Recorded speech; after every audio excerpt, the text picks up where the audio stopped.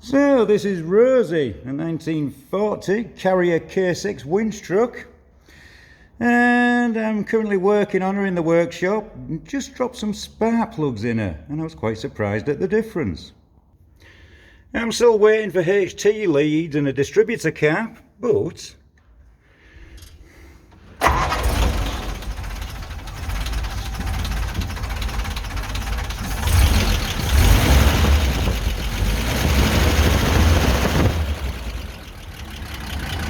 she's definitely running sweeter now.